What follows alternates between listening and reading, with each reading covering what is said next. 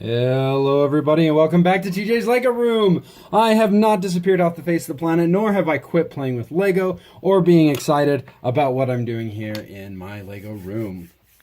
I just have some really big projects that have had a couple of issues lately. I ran into a design problem on another ship. I made a short video of a work in progress kind of thing, but I didn't upload it because I realized that's not really what we're here for. I want to show you what I've completed and what I've done. As I was going throughout my pieces and deciding what I wanted to keep and what I wanted to get rid of, I realized I had never showed you my Veronica. Or as some people call it, my Veronica. Okay, I guess nobody calls it that. But we're going to talk about this. This is the Age of Ultron Hulkbuster suit. The official set. It's the actual set, no changes. Everything's exactly the same.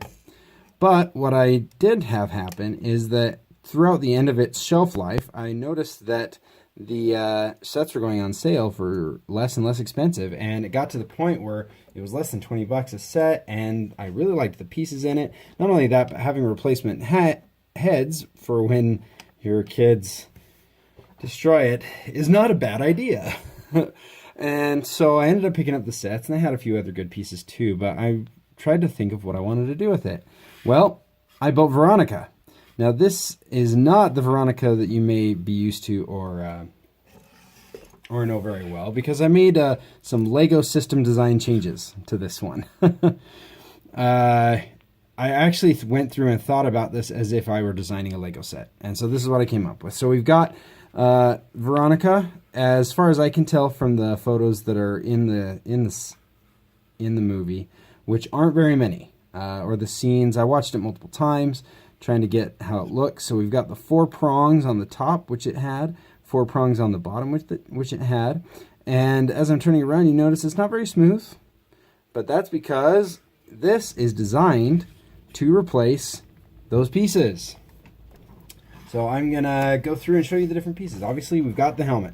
We've got the helmet piece, which detaches here and can fly down and attach back on right there. Then, let's see. So they used these pieces for the arms, and I was able to use those pieces for the bottom. So we've got those as potential replacements, right? Kind of neat.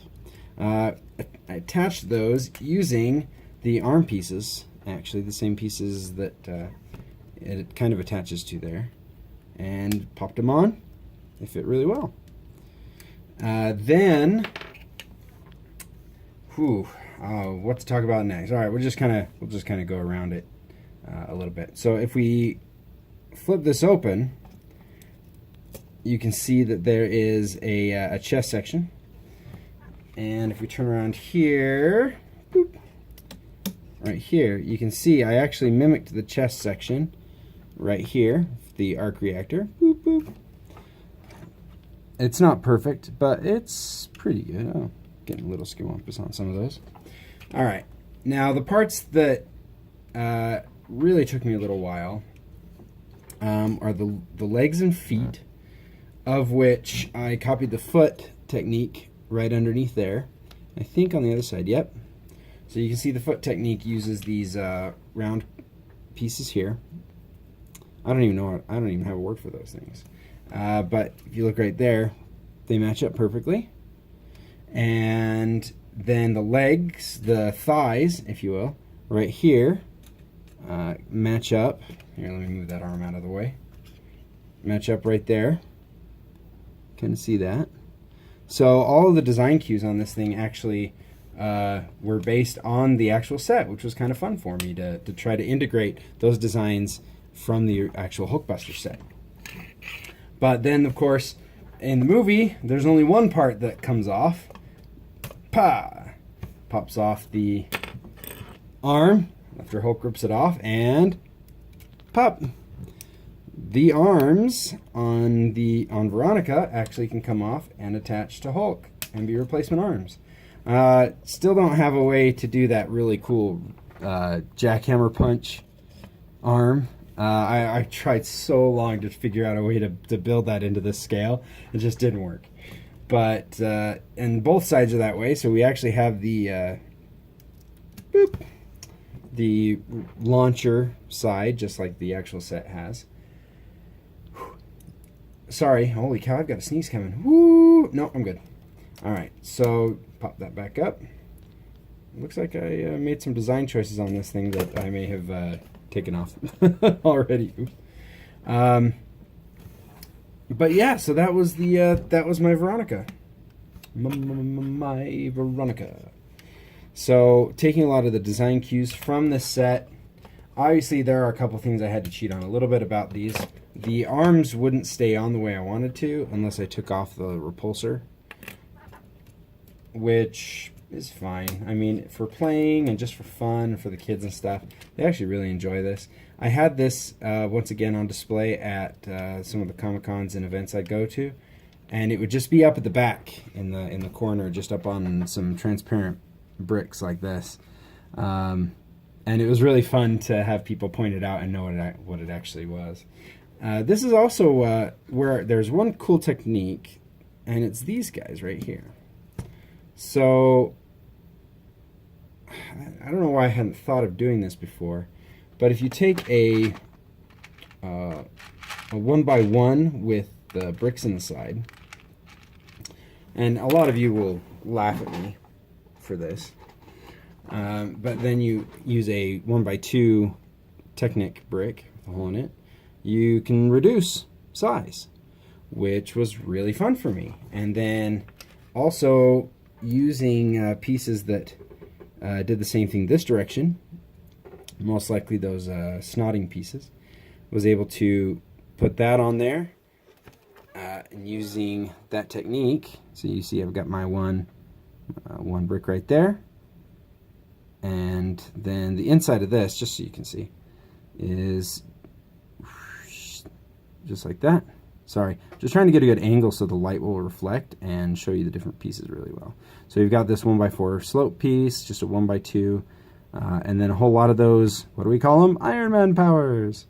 And then these 4x4, sorry, 1x1 with 4 studs around them, bricks, similar to this, but in black, so that they hide themselves a little better. And we put that on the side, because we did use the 2 plates between the bricks technique, so that it's nice and easy to tell what it is. Just pop that guy on there, and then this snaps in and holds it fairly well. So pretty happy about how that worked, and just repeated that around the top to give it that technique. On the top, of course, to get this reversed dish in there, we used one of those donut pieces and just stuck the dish inside it. So as far as that, I think those are pretty much the only really cool techniques that I used. I pretty much just used snotting techniques and just built up the center. The center is, this thing is actually very solid. It's very, very hefty, very nice to play with, and woo, woo, woo. And then of course on the bottom, we've just got a bunch of jets to be able to let it hover in the air above wherever Iron Man needs it to be. And then we just got these clips around it with the Iron Man power stuck inside to give it the decoration. So not too big of a deal. I am super excited to show you guys. I'm working on a TIE Brute from Solo: A Star Wars Story. I know not a lot of people loved that movie. I personally really like it. I actually own it now on video and digital, so that I could, one of the reasons, so I could build that TIE Brute.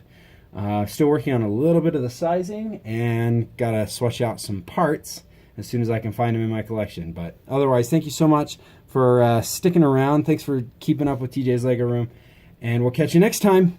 Bye.